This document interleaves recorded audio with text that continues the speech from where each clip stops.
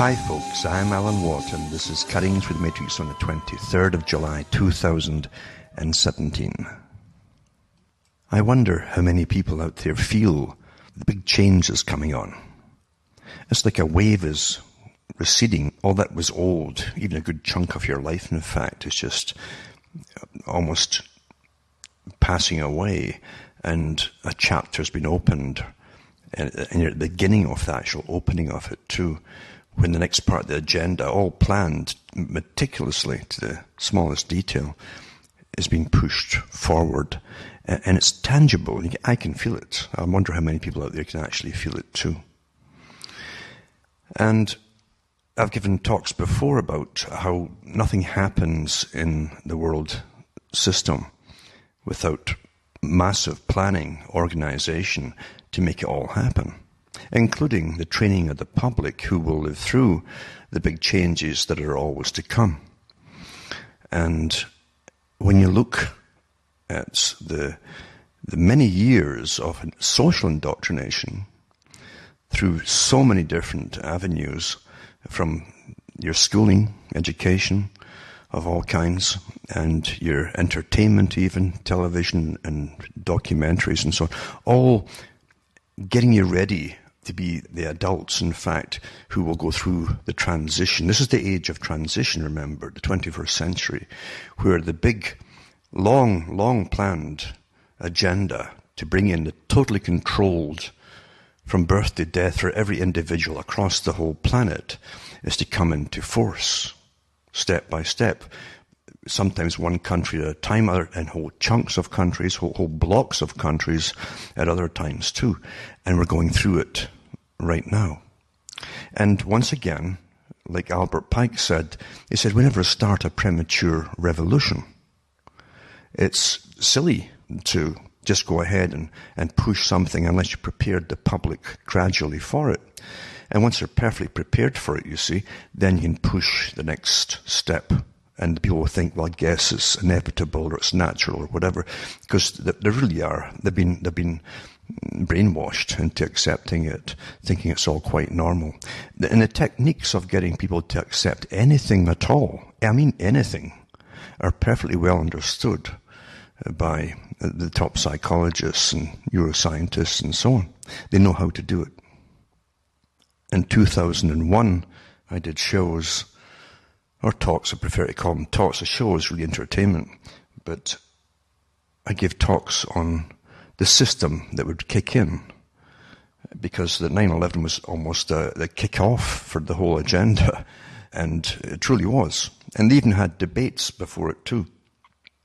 I'm talking about when did the millennium really kick off, and they decided it was actually 2001, not the year 2000, and therefore I knew that the big agenda was going to get rammed down our throats gradually to an extent, and then at an increasing pace as more and more youngsters grew up into adulthood with their perfect conditioning all the way, every step of the way, to make it all happen. And they'll think it's all quite normal. But so do the adults as well. It's astonishing when you don't watch television for entertainment. And you talk to folk who have been watching it without a break for years and years and years, and they accept all the big changes quite as though it's all quite natural. And like many psychologists and philosophers too, like Jacques Ellul, who talked about learning process and the techniques of learning and use of propaganda, which is embedded into all entertainment, by the way. But it's also the fact that the people, most people, quite naturally, who shouldn't be paranoid, they grow up thinking that they must be getting told the truth. Why would people lie to them?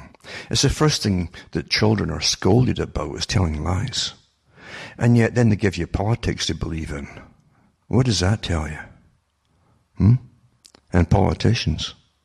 But people and children would really expect adults to be telling them the truth. And if they can keep up the pretense through great conditioning and so on, and repetition is awfully important. It doesn't matter what kind of lie it is, just keep repeating it over and over and over, and get as many stuffed suits and shirts and suits and ties to repeat it, then it must be true. It's that simple. It's that simple. Really. And it works awfully, awfully well. A consensus, obviously, goes for a lot of it. And consensus is born out of everybody believing the same things from the same sources. And again, that's a very important thing too, the same sources. Repeating. And osmosis, that's how folk learn, through bits and pieces, not consciously thinking it through in any clinical or logical or even discerning way. But simply bits and pieces of it fit together in their minds over and over, so it must be true. That's how simple it is. And folk don't have time in their lives, generally, to hunt things down. Not only that, by the way, they've also been trained with excess leisure time to really delve in to entertainment in their leisure time, as opposed to digging up any facts on things too. That's something else that's awfully important, because it's not coincidental that you're given so much entertainment. Way back in Plato's time, he talked about the cities and how entertainment was of prime importance to keep people in the cities in behaving themselves and doing what the authorities wanted them to do or believe in or whatever. And so entertainment's a big, big, big part of it. More so today, I would say, than any other time in history. Because entertainment is the best way for propaganda to get through. Because, as I say, your firewall, your mind has no firewall, sure. But if you had a firewall there, your mind has it down when you're being entertained. You don't expect to be lied to, and you think it's just entertainment. And of course, most of the propaganda today is put across embedded in entertainment. But I've been thinking about the change. I can feel the change. It's tangible. And sometimes throughout my life I've felt these tangible changes. The last people the authorities want to be conscious are as a general population. They really don't want that at all. It's like Brzezinski, the late Brzezinski, who talked about the public becoming politically conscious, politically aware of what was going on. Well, they didn't just rest on their laurels and say, oh, well, that's that, we've had it now. They went right to work to make it again, to really bombard the public with all kinds of what they call fake news now, and from all directions, by the way. And that's been very, very successful. They're back in Ilala land, and all you hear now is slanging matches where people call each other nasty names through Twitter, etc. Like children. It's really amazing to stand back and watch this, because it's the kind of thing you would expect to grow out of by the time you hit about maybe 8 years old. But here you have adults doing it now too, just slang matches back and forth, calling nasty, nasty names. Quite something, eh? So if you think we're becoming enlightened, forget it. It seems that the opposite is actually happening. It's quite easy to distract the public off into faraway places, you might say. Those who master the world and constantly analyzes, don't miss a thing that we do. And if they think we're lapsing about even being concerned about their con games like global warming or whatever it happens to be, they'll give us a barrage of terrible documentaries all at once, because they've got all the money in the world to brainwash you with, since it's your money, it's your tax money that they use against you. Just to remind you to get ready for the next step, which is, it's a whole, I've mentioned it so many times before. They're bringing back the same ideas of eating all kinds of insects to get your protein, because they don't want any farming at all, pretty well, for you. Not for all of you. For themselves they will have. They'll always have special things for themselves. Those who see themselves as the rulers of the world, and then all the helpers. And the helpers are just as bad as the rulers. In fact, often they're worse. But they see themselves as being exempt from it all too, and they've got a big shock down the road themselves, I'm sure. But yeah, they're bringing it all back again, that meat's bad, everything's bad, you see. Farming itself is bad, any kind of farming is bad, because it goes to feed you, and it's bad for the environment. Terribly bad for the environment. Now, many people in the US thought that Donald Trump would be a bit of a reprieve, perhaps, for much of the agenda, which is slated to be rammed down folks' throats. Actually, it is actually being rammed down as we speak. in many different areas, because it's a whole agenda. It encompasses everything in life, this agenda. And Donald Trump, of course, the excuse is that he can't do so much because everybody's against him, supposedly, and all the conservatives are against him, or they won't cooperate with him, and so on and so on. Now, some of it's true because, insofar, I should say, is that the president doesn't have these all-reaching powers that movies and that often portray him to have. But on the other hand, too, remember, you're in the game of politics. I don't care who they are, they're always playing politics. And with the NAFTA deal going to be cancelled, it's not been cancelled at all. It's again up for renegotiation, and I'll touch on that tonight. And now the NAFTA deal, North American Free Trade Agreement, remember, came out of the initial free trade agreement. That before that, then the NAFTA was to cement it even further with Canada, the US, and Mexico, and then to start bringing in other countries in Latin America, and then to form a complete continental bloc, just like the European Union. That was the intention of it all, with a centralized parliamentary system. I even gave the talks, I think 2005, where they came out openly, the Council on Foreign Relations came out openly on Canadian TV and said that they were behind the whole NAFTA agreement, yada, yada, yada, and some of their own members were giving talks on television as to why we should really be giving up sovereignty and integrate just like Europe, etc., etc. That was always the plan. Remember, the one organization, starting with the old Lord Milner group in Britain, which became the Royal Institute for International Affairs, a private group, which also created the European International Affairs Group, because they own that too, created the Council on Foreign Relations Group for the Americas, and also the Pacific Rim Group as well.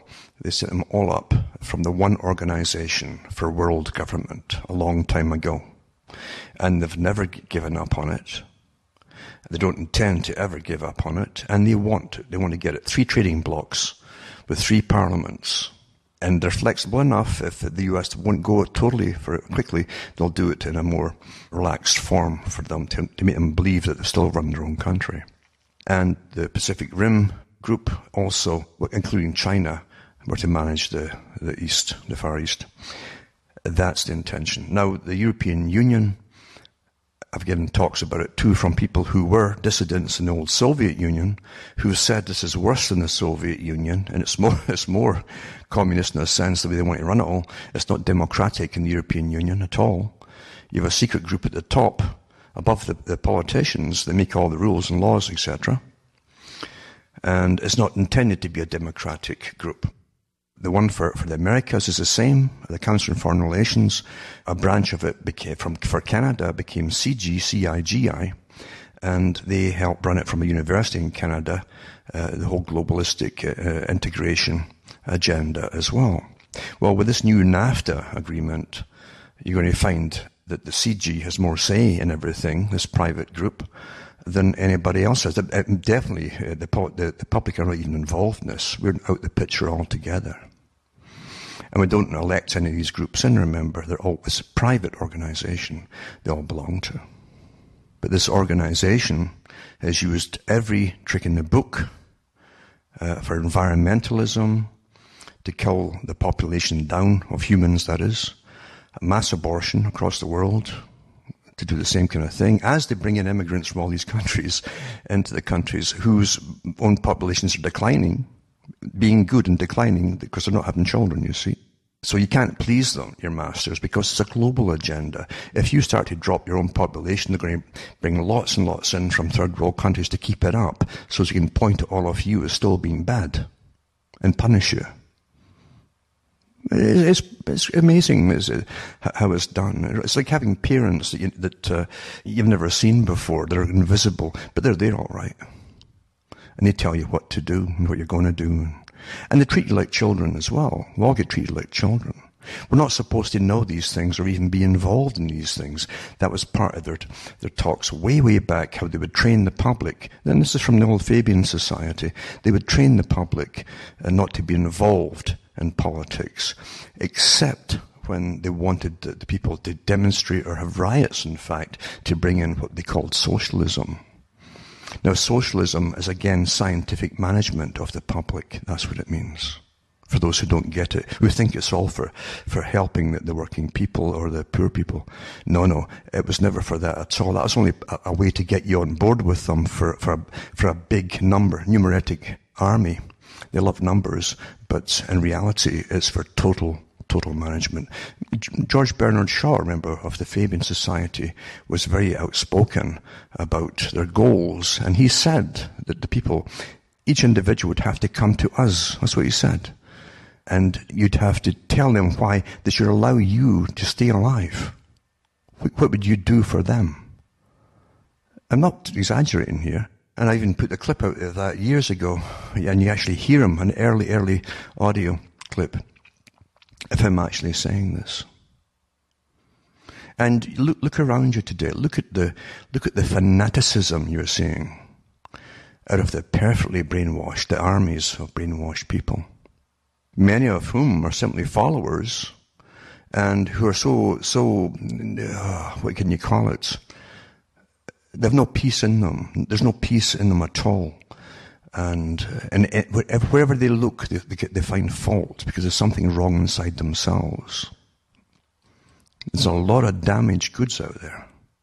And the damaged goods are always used by those who earn power. We saw that in the Bolshevik system, where they could get crowds of fanatics to go out and kill folk, slaughter for years. I don't think these people who were doing the slaughtering would be the average person that you'll know in your daily life. At least I would hope you don't. But it's quite easy to radicalize people who are already defective, you say, in their psyches, because there's problems there, excessive problems. That's what they talked about in the revolutionary movement. They would release nihilists and atheists together, unleash them on the public to destroy the system. Now, once that's happened to an extent, then they themselves are always destroyed in turn. That's always the pattern. You see, too, through departments of the United Nations and the European Union, the Parliament, working together on places like Scotland, where they've got all these great, innovative, supposedly, techniques to literally advocate child advocates and an advocate for every child by the government. And they also want to test everyone and adults for psychologically, routinely. This is an old agenda. I've read articles going back 50 years on this agenda. But here it is today. They're pushing it. Where they want to test you for all your thoughts. Then they can tweak you and fix you if you've any wrong think. Very Orwellian. But it's happening. These things are happening. And they want to spread that across the world. They have all the different things they can think of, and then you've got to tick it off and find out. And no doubt, too, they will eventually bring in their lie detection tests for everybody, these little portable units they have now, and test you. What do you think of this? What do you think of that? What do you think of this people, that those people, blah, blah, blah, etc., etc. And then tweet you off to the reconditioning camp to have your brain tweaked. Or perhaps you won't come back at all if they think it's incurable. You might have real, genuine points of view, and you can't have that. And saying all this too doesn't mean there aren't problems in the world. Of course there are problems. And if you look at the system before even World War I, and then after World War I or II as well, because of the Depression that came in, and the debt that was World War I eventually brought on countries like Britain, for instance, and it kept people in a pretty well stable form of, and I mean stable for a long, long time, form of poverty, just making it no more. And then you had big marching groups, marching for work during the Depression as well. These are real things that happened. And they were all wrong, absolutely wrong. The system was wrong. The system was the old imperial system.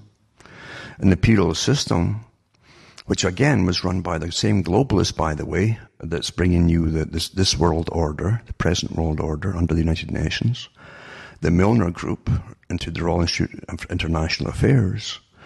It was all their members at the top, their inner circle, who were the lords, etc., and they were the governor-generals of different countries, appointed by the crown, who also had their businesses across the empire and were raking in all the money from it. The taxpayers were the people who paid for it all. They paid for the military. They paid for the railroad tracks getting put in across India and other countries as well, Africa, so that the big boys could get all the resources out. And then the public are always handed the tab for all. That's the reality of what it was. It still goes on today in a very much more camouflaged form. And if you look at the so-called helping the third world countries, where your tax money is put into these third world countries to certain people who bring in the big multinational corporations in their factories where they can get cheap labor. But your tax money pays for the factories to get built, and it's called foreign aid. Everything really is a con, I have to tell you that. And unfortunately, there are lots and lots of people who've been brainwashed as followers to fight for the con to be made even more of a reality, because they want to believe in this strange utopia. I was talking, for instance, today, early on, to someone else that was talking to someone on the phone about the system where those who were born around World War II were supposedly just to grow up like their parents had before them, the parents who went through a world war. But they're supposed to grow up like their parents before them and just get married and have children and continue as though nothing had happened. Now, this is the Second World War. Many of the parents that gave birth to the children that grew up in World War II had already been through World War I. They'd never seen a normal life. And they'd never seen a time for themselves, that is, many of them, probably most of them, where they could personally get ahead in the world and have a good outlook. It was generally the hereditary upper middle classes that continued without much ado. But World War II was the ending of so much of the old culture, because it just didn't work. It didn't work for those who were growing up.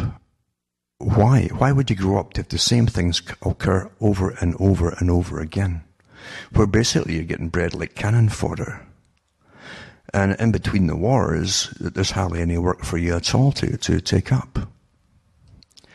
And then you enter the Fabian organization that was meant to foment a form of quieter revolution by using the parliamentary system to bring in a communistic system for managing the masses. And that's still on the go today, because that's what you're under socialism.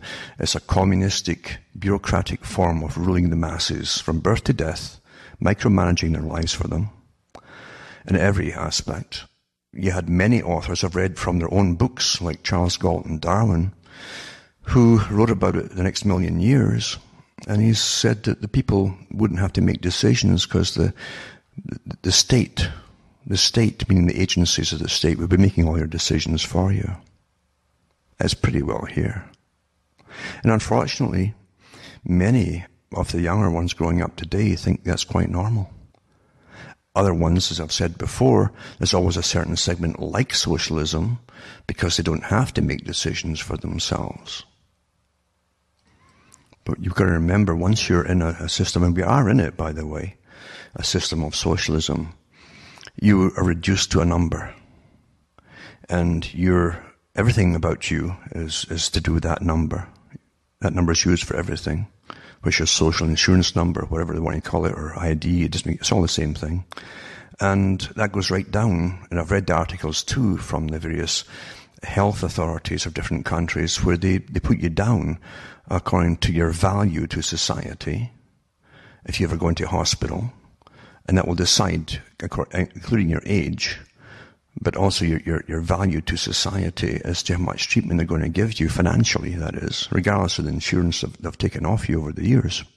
That's how they work it out for you. You're no longer a real human being anymore as a distinct, separate person. No, you're simply that number, and there's your age, and here's your standing in society. Does society need you or not? That's what it's all about. And that's what the mass man is.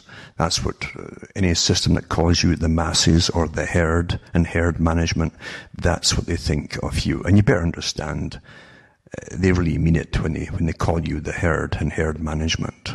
And they do all use it, by the way, in your own countries. Perhaps the health authorities could give us all a vaccination to stop us being prone, giving herd immunity. It gives actual herd immunity against politicians of all stripes and calibers. And perhaps against all the different NGO groups that are paid, at least their leaders are paid by the big foundations to use them as private armies to protest or to get to vote or whatever it happens to be. But the whole future has literally been incredibly micromanaged to the present state and beyond. And how it's to be done has all been marked out and tested and so on, and micro-tested in different places. And they know exactly how to bring us into the whole new age, as I like to call it, the new age, the true new age. It's quite interesting that they used to talk about the age of Aquarius at one time amongst the occultic groups. And you find the occultic groups were heavily involved in Masonry, Freemasonry, or even revolutionary activities as well. And well written about too and documented in some countries more than others, such as France. Not a conspiracy theory, but fact. But they did also bring in Kabbalistic stuff too, including numerology and astrology. But they liked the term Aquarius, where they could mark off ages and make a plan to bring in this age of Aquarius. Pushing the idea of freedom and understanding and all this kind of thing in society. But in reality, remember, they always have a secret meaning for everything. And the secret meaning is just that. It's the age of the new baptism. The baptism into the new system, where you will serve. And you're baptized, and you is meant for you to serve, remember. And you will serve the system. That'll be your purpose. That was also the purpose. Remember, it was brainwashed into all the lesser people of communism. The cog in the wheel, that's what you became in communism, and you served it. You as an individual were worthless. The only worth you could possibly have was with the whole, with the body. And that's exactly what is coming down the pike now. I've given the talks on austerity. And again, the United Nations has departments set up to deal with this mandated austerity. I mean mandated, by the way. As it has departments set up for pretty well everything that's coming down the pike. You don't vote for the United Nations, remember? And you don't vote for all the other groups that have been formed, like the G20. These are all groups of 20, and groups of this, groups of that, groups of 7, groups of 8.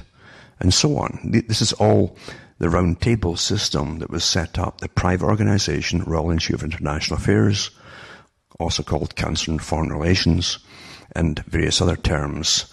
The more we use the terms, the more they like to change and disguise themselves, because they don't want the public knowing too much about them. If you looked around you at your daily media, your media never comes out and tells you what these organizations actually are.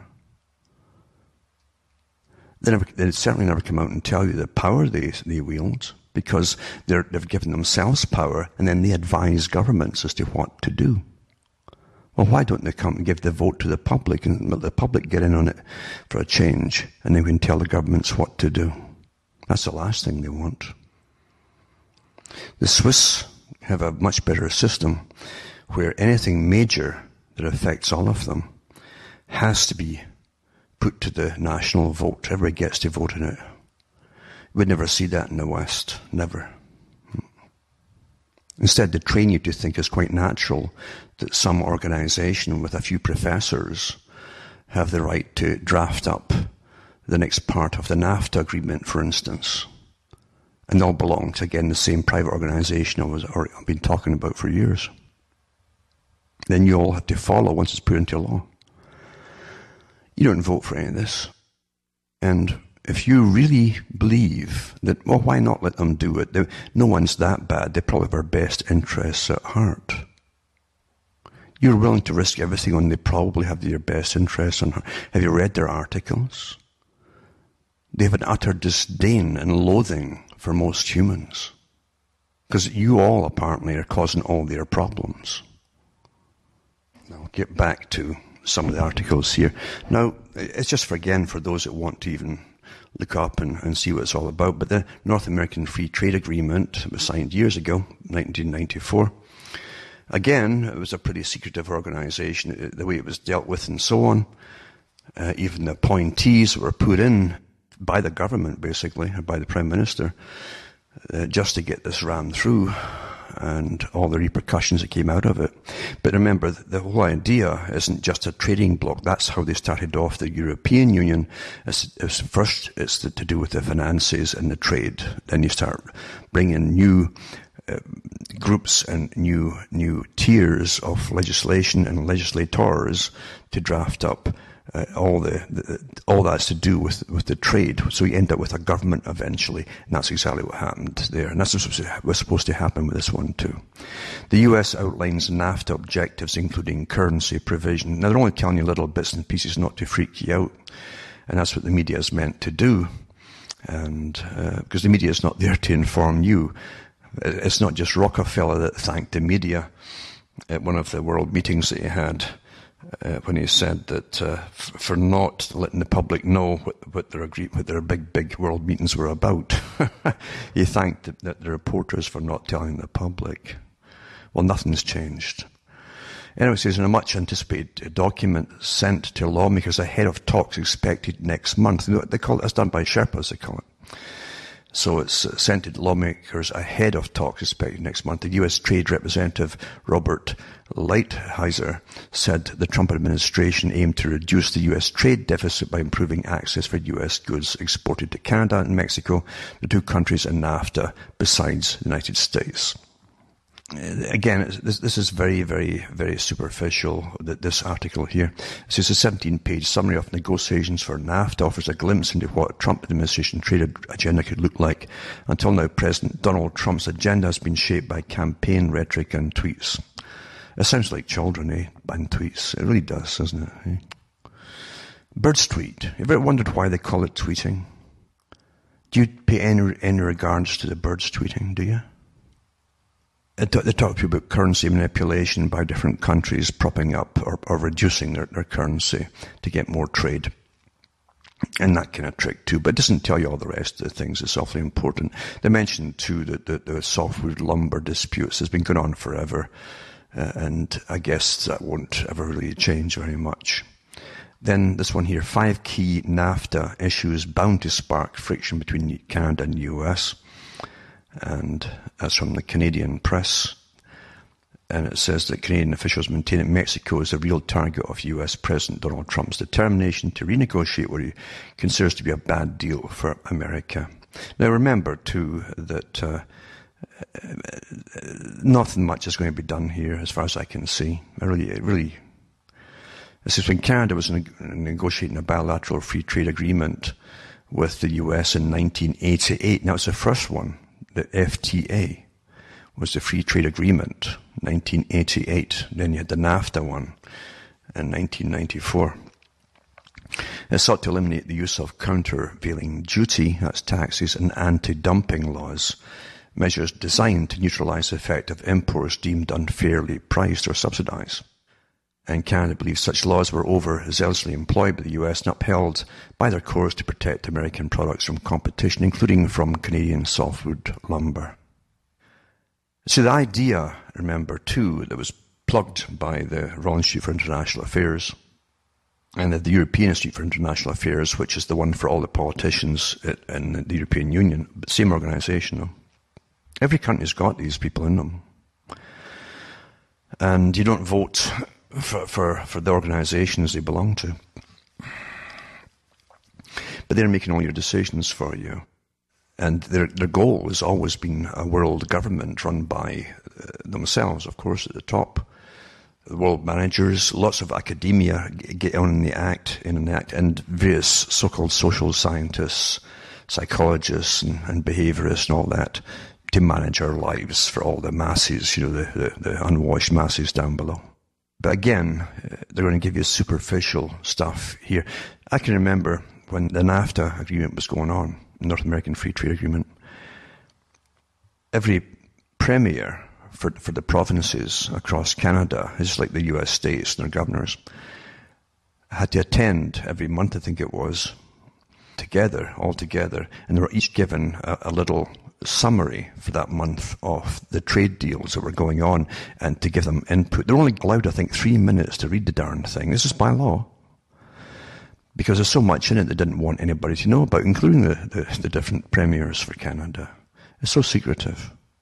See, the idea is eventually to do away with all sovereignty and bring not just into a North American Free Trade Agreement, but the whole of the Americas in, including the Caribbean islands outside too. That's the deal.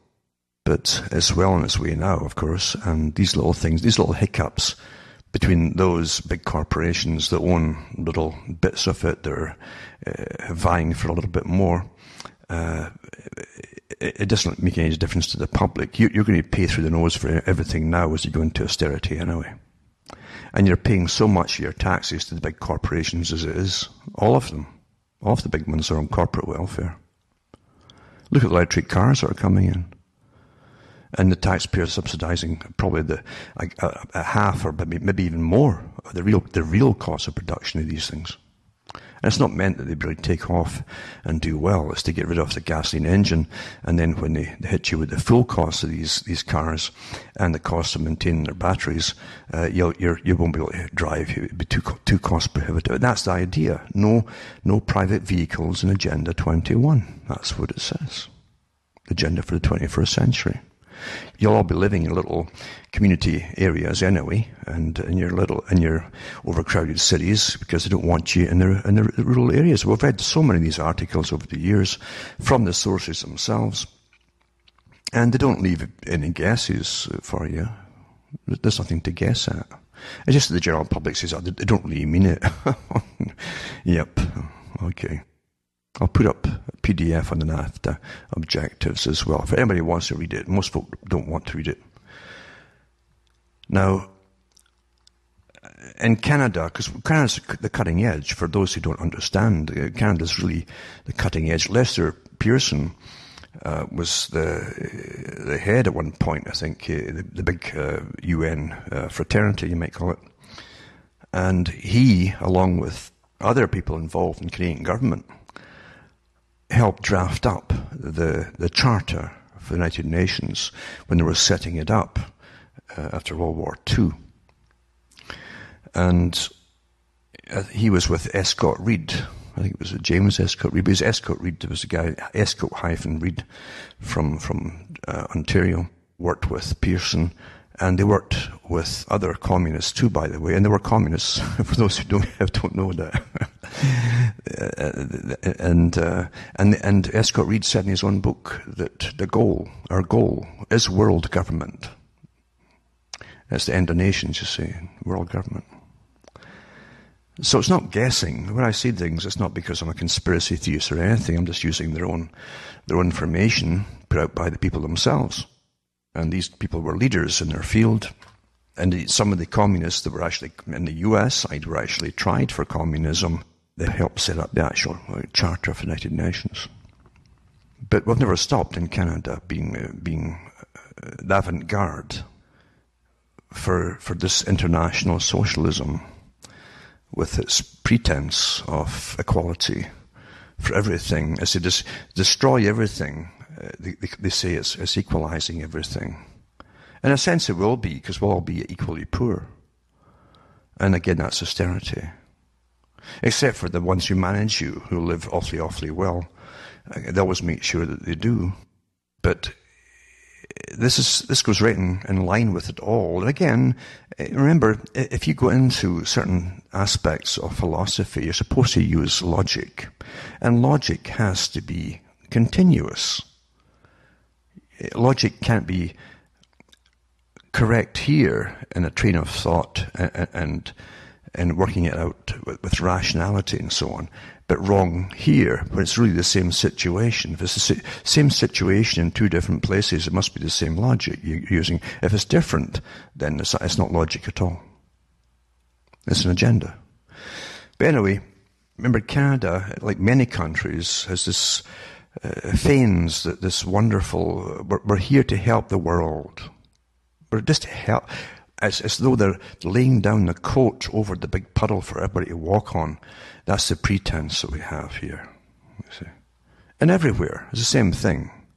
When you don't produce very much at all, and you've got a service economy, believe you me, when you're throwing big bucks across the planet, they can't keep going on forever, because you will go into austerity, and that's where it's going to go, as your currency is constantly devalued. Look how much money it takes today to buy the same things as you bought even 5 or 10 years ago. And then we're taught this is normal, because all you do is keep printing up more and more money. But here it says, here, London, England, July 14th, it says Canada's International Development Minister has defended the Justin Trudeau Liberal government's aggressive pro-abortion international aid policy by claiming abortion is a tool to end poverty.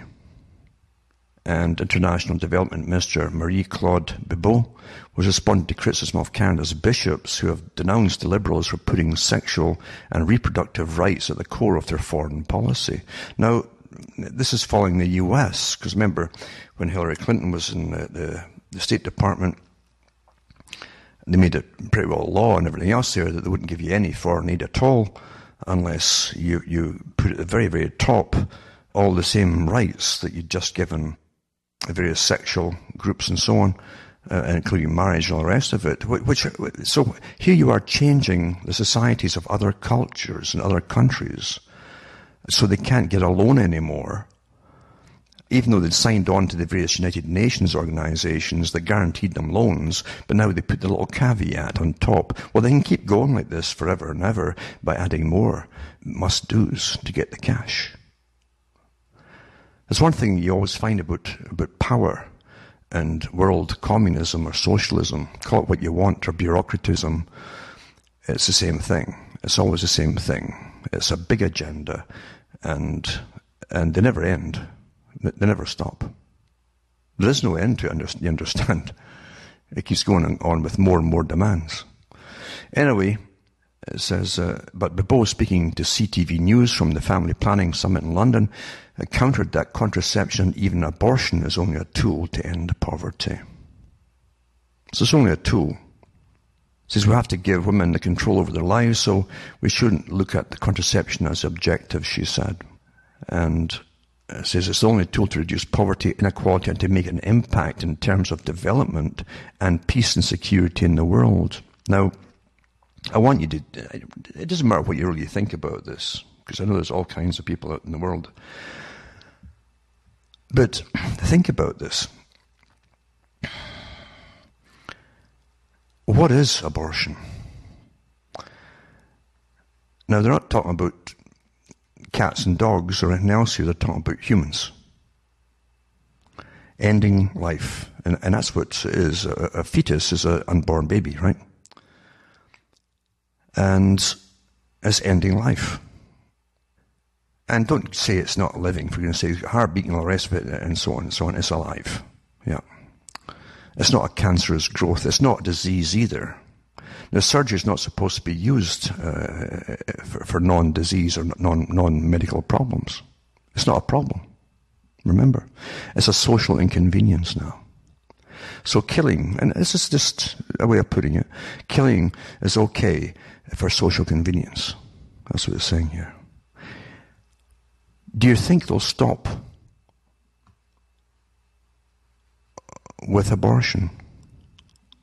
Do you really think that? You better start to understand that human life is constantly being devalued all the time. Julian Huxley gave his speech about it when he was in charge of UNESCO. And he was also in there with Planned Parenthood. But he said that one of the things they would train the public to believe, train them to get off the pedestal, and they're not the most supreme being on the planet. They bring it down and down and down and down until they could do this with you, including your life too, not just as a baby, by the way. And it's happening. Life is becoming cheap. Bureaucracies, and I I, by the way, include the medical profession and socialized medicine under bureaucracy. Because they now have the right to decide life and death with adults as well. And you better start thinking about this. Now, forget even that part of it. Go to the other part of it. Supposing your food, look at your food. Look how much the stuff you've got now is soaked in the worst kinds of pesticides and herbicides. And you're eating it, and they know darn well what's causing cancers. With any disease, you simply say what's changed in the last 50 years or 60 years or 70 years. They know exactly. They're constantly studying everything in great detail. And they know exactly what's causing all these problems. But they deem it acceptable. For you, mind you, they don't eat that themselves. They eat normal food, which they now call organic. And their normal food, by the way, for the real high-ups, is not even exposed to the chemtrail clouds that rain on them. They do it in domes. I've read the articles before. It was the mainstream papers about the big domes they grow them in from Japan to Germany and different countries. They've all got them, by the way, for the right kind of people. And they don't even have insects in them. The people who work in them wear these suits like they do wear inside even the big chemical labs and so on. So this stuff is pristine that they're eating. But you don't get drawing rights for that, but they do. So cancer now is normal. And don't fall for the nonsense, well, people are living longer and they're getting cancers before they have died with this, that, and the other. Well, don't fall for that, because the cancers are hitting younger and younger people all the time, as you all well know. But life is becoming really cheap for all of you. Really, really cheap. And you've got to start giving more value to life, and I mean all life across the board. And all stages of humans as well, if you want any value to be put on you. Because one day it'll be your turn where they're going to decide if you should live or die when you end up in the hospital, by the way. So there you have abortion as a tool to end poverty. Next thing it'll be, well, euthanasia for adults is a tool to end, to put more money in the system for younger people. An article to Canada to provide a whopping $241.5 million for overseas abortions and contraception. Do you get to vote on any of this stuff? Do you realize how much money is taken off you and you don't get a chance to vote on anything? Another article here too, and it's quite good too. It says no kids, no cars, no meat, no flying. And it says if Prime Minister Justin Trudeau really wants to save the planet from man-made global warming, he should tell Canadians to stop having children, don't drive, don't fly, and don't eat meat. Those are the 4 most efficient ways of reducing industrial greenhouse gas emissions linked to climate change in the developed world. By contrast, the solutions pushed by the Canadian government and educators, such as recycling and switching to energy-efficient light bulbs, while they may feel good exercises, are insignificant. This is, as reported by University of British Columbia PhD student Seth Wines and Professor Kimberly Nicholas of Sweden's Lund University. Lund's a famous one for this kind of stuff. In their paper, The Climate Mitigation Gap, Education and Government Recommendations Miss the Most Effective Individual Actions, published last week in the journal Environmental Research Letters. The biggest savings by far comes from having no children or fewer of them. Every unborn child would save the average Canadian family 58.6 tons, this is what the university says, of carbon dioxide equivalent emissions annually, compared to 0.213 tons by recycling. Going carless saves 2.4 tons compared to 0.1 tons by replacing incandescent light bulbs with energy-efficient ones. Avoiding 1 transatlantic flight per year saves 1.6 tons of emissions compared to 0.247 tons by washing clothes in cold water. And switching to plant-based diet saves 0.8 tons of emissions compared to 0.21 tons by hanging your clothes out to dry instead of using a dryer. Despite this Wines and Nicholas report, we find that 10 high school science textbooks from Canada covering 7 provinces with 80% of the population, largely failed to mention these actions. They account for 4% of their recommended actions instead of focusing on incremental changes with much smaller potential emissions reductions. Then they go on about further lower impact actions and so on. It says, thankfully, the researchers don't recommend our governments force Canadians to have smaller families, although this is a common refrain amongst radical environmentalists whose love for humanity is surpassed only by their hatred of people save for themselves, of course. And it does not say it all. Doesn't it say it all? Yeah, that's quite something, I'm telling you. And this one was this article was partly, well, it's from The Sun. But that says it all. They're great for preaching to us how we must behave and what we must do, but not for themselves. They don't plan, for instance, in reducing their driving. They have special permits for them. And when we're all banned from driving, and they go across the planet to meet all their global talks where they prowl to each other and have their 20-odd course meals and so on. But not for you. Not for you. No. But it's true, they really hate humanity. They hate all of you. They really hate all of you. They see you as a lower, less evolved species. And I really mean that. That's what they believe. They truly believe this stuff.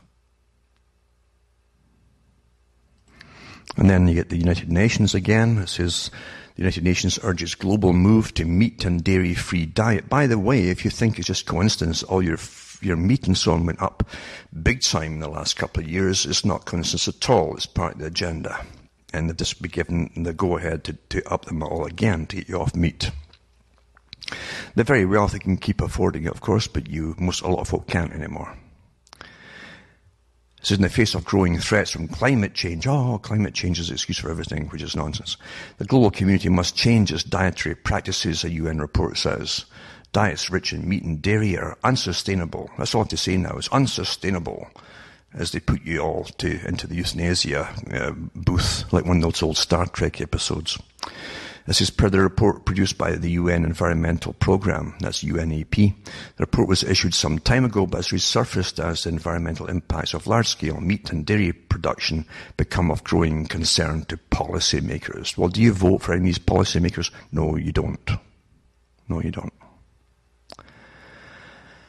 And they keep on about population growth, even when the Western countries are supposedly declining in their actual real populations, they're very old populations that they've got there. They're declining, and that's the excuse they're giving for massive immigration. That's the excuse because they just don't want the resident populations to be around too much longer. That's the real reason for it. So, which one is it? There's too many of you, there's not enough of you. They've never given you a happy medium, have they? Not for you. They haven't told us. And then this article here too, I'll put up, it's to do with the environmental impacts of consumption and production, for those who don't quite get it. It's also from the United Nations, again, environmental group and so on. It goes on about the whole thing of why everything you do as a human is bad. For you humans, it's bad. Not for intelligent humans, they're up there somewhere. But for you people, it's all bad. Yep. Farming's bad. Everything's bad. And another article, too, is to do with teaching climate change in U.S. schools. And it goes back to even 2015, back to the present time again. But it says the struggle over what American students learn about global warming is heating up as conservative lawmakers, climate change doubters, and others attempt to push rejected or debunked theories into the classroom. But see, you must always brainwash the children who'll grow up thinking it's all quite normal that they're being persecuted so terribly by the authorities just for being alive. But they must accept it, and they will, because you can teach them to believe anything. If adults do it for children, children will think they must all be true. Why would they be lying to you? Children haven't learned about how folk could be radical fanatics for political parties and so on. They still haven't got to that yet. So they think they're being told the truth about everything. But it says here the debate arrives on teachers' doorsteps nationwide as thousands are being mailed a book, Why Scientists Disagree About Global Warming, from a Chicago area advocacy group called the Heartland Institute that challenges the assertion that there is consensus about human-caused climate crisis. In a following-up statement, the Institute's president said science instructors should keep an open mind and shouldn't teach dogma pushed by some environmental activist groups. Everything they get taught in school now is dogma by one group or another that all want them to be radicalized in a whole range of areas. And that's the scary part about schooling. It's got almost nothing to do with helping you survive in life anymore. And also, the United Nations News Center, 20th of June 2017, education leaders from around the world convened today at the United Nations to discuss ways to advance action on Sustainable Development Global 4, which aims to ensure inclusive and quality education for all and promote lifelong learning. It's for total indoctrination for all teachers to give to their students. Do you vote for the United Nations? No, you don't. And here it is here, inclusive, equitable and quality education goes to the heart of the 2030 agenda. And you can download the Sustainable Development booklet, basically, to show you all the what they're pushing for the children to be. This is a religion, you understand, more radical than any previous religion that's ever existed on the face of the planet. It really is. And finally, Al Gore, 2017, was that science or gratuitous random weather porn to fuel superstitious belief, meaning in global warming. And he goes on about the next part of the Gore movie that came out there, and how it's just hogwash, as you all know. But everything you realize the billions of dollars, and in trillions actually, all tied up in carbon taxes and carbon exchanges that Gore and a whole bunch of them. Everybody who pushes this stuff has got investments in this new stock market of carbon exchange, etc. And are going to be even more stinking rich than they already are. Anything but impartial, eh? But they're making sure that the teachers are going to brainwash every child to go along with this, for this religion. And that, of course, is what Gorbachev said years ago too, and I read it from his book years ago, on the air, where he said we must create a new religion, a form of earth worship. That's exactly what has happened. Well, I hate to say that's the time up already, but my God, it is. It's just flown in. And I really hope you can hang in with it all. And don't forget to keep in touch with yourselves and old friends and everybody else, because we're going into terrible times. We really, really are. It's in the air. I can feel it. I can feel it very, very heavily. And there's a whole generation of folk who are knowledgeable that things are dying off. And remember, once so much knowledge is gone, it's truly gone. And you'll be left with people who are just putting nasty tweets back and forth and calling names about everything, instead of giving you this alternate and very real education for your own survival as a human being. It's about time we put ourselves back up on the pedestal again, I think.